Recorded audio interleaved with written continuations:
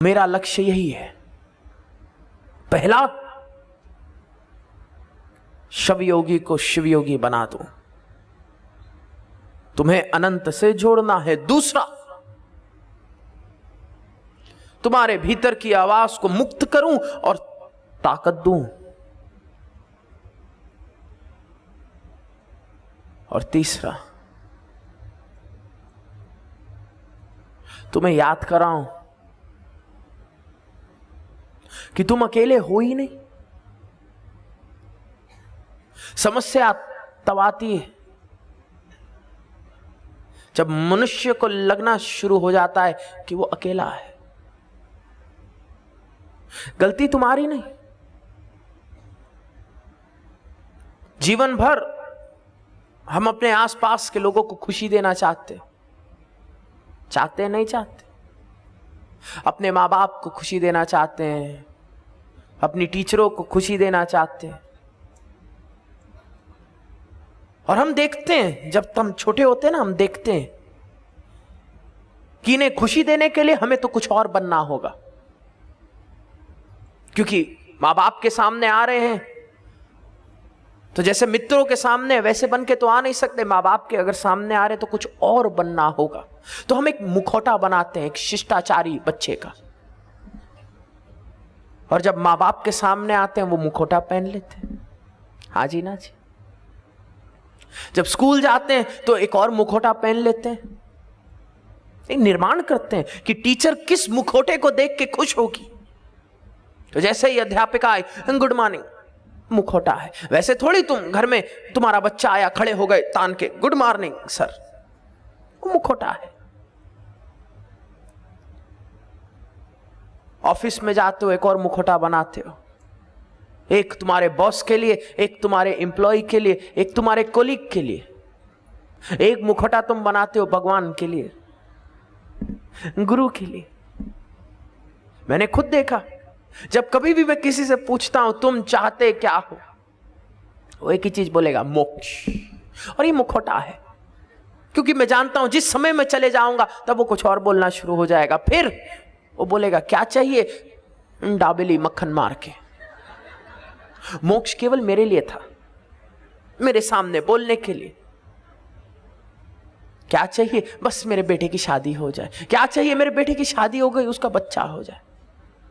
बच्चा हो गया, क्या चाहिए, बस लड़का हो जाए। क्यों, मरने के बाद आग लगा देगा। मुखौटे हैं, बना रखे हैं। और समस्या क्या घटित होती है कि हम इतने मुखौटे बना लेते हैं कि फिर हम भूल जाते हैं कि असली वाला कौन था।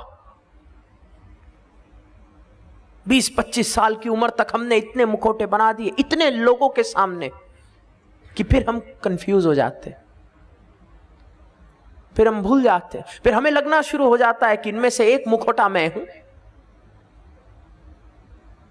और इस कंफ्यूजन की वजह से मिड लाइफ क्राइसिस आता है, दुख आता है, चिंता आती है, और हमें लगता है हमारे पास केवल एक ही चीज है, ये मुखौटे, और हम अकेले हैं इस खेल में।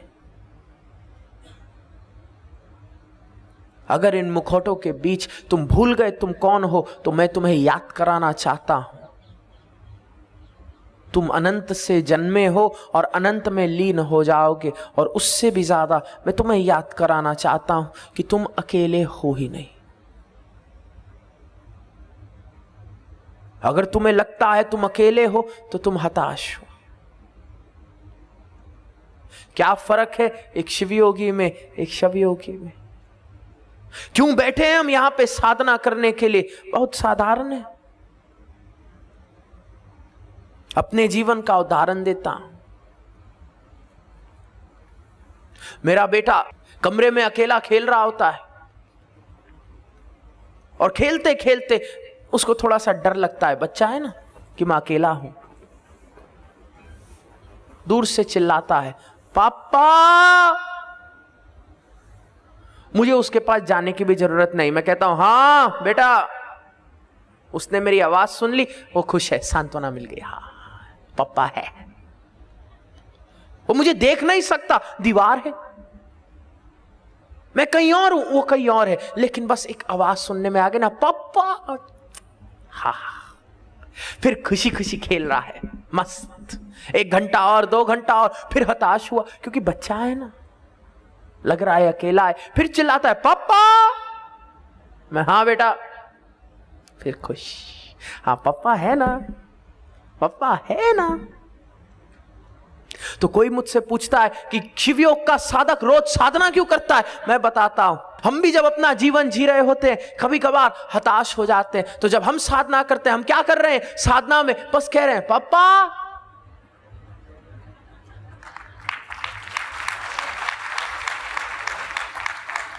हल्की सी वाइब्रेशन आती है, हल्का सा एहसास होता है और हम कहते हैं हाँ है ना।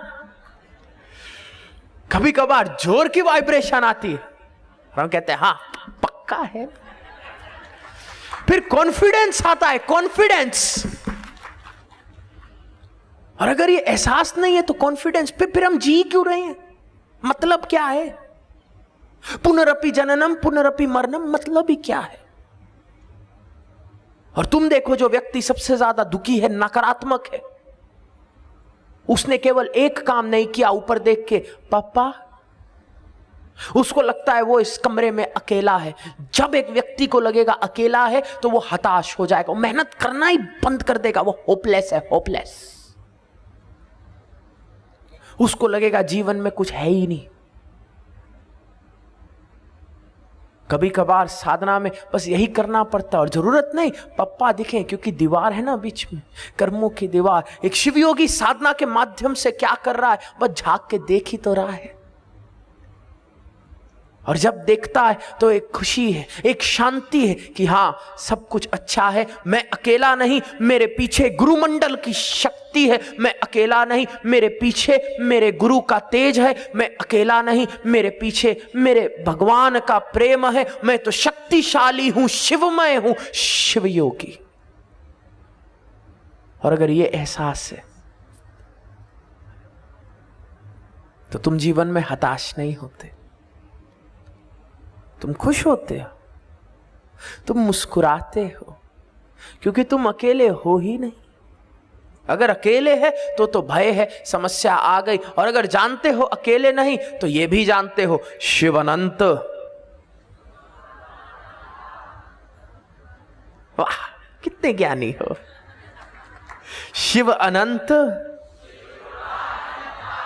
बोल ही डालो, शिव अनंत। और बीमारी है, क्या फर्क पड़ता है? शिव अनंत। मेरे भगवान से बढ़ के कोई बीमारी नहीं, कोई समस्या नहीं, कोई चिंता नहीं। मुझे तो उस दिव्यता से जुड़ना है। तो मेरा तीसरा आखिरी सबसे कीमती उद्देश्य हर साधना में, मैं तुमसे एक बार बुलवाऊंगा जरूर, तुम्हारे गुरु, तुम्हारे भगवान का नाम। और जब हम भजन गा रहे होंगे, जब हम साधना कर रहे होंगे, केवल और केवल इसलिए ताकि तुम्हें वो अनुभूति हो कि तुम यहां अकेले हो ही नहीं। और जब वो अनुभूति होगी तो तुम पाओगे साधना के प्रति तुम्हारे विचार बदल जाएंगे, तुम्हारा आकर्षण बढ़ जाएगा, जीवन के प्रति तुम्हारा आउटलुक चेंज हो जाएगा, तुम्हारे जीवन में कई चमत्कार उत्पन्न होने शुरू हो जाएंगे। लेकिन तुम उन्हें चमत्कार नहीं बोलोगे, क्यों? क्योंकि वही तुम्हारा अब अस्तित्व बन जाएंगे। क्यों? क्योंकि अब तुम शव नहीं, अब तुम शिव हो। और यही मेरा उद्देश्य है प्रतिप्रसव साधना कराने का। केवल क्रम थोड़ी ना काटने हैं, केवल सफाई थोड़ी ना करनी है, केवल हल्की फुल्की साधना थोड़ी ना करनी। मजा तो तब है जब टुरते टुरते भीतर शव आए और चलते चलते बाहर शिव जाए, तब तो मैं कामयाब।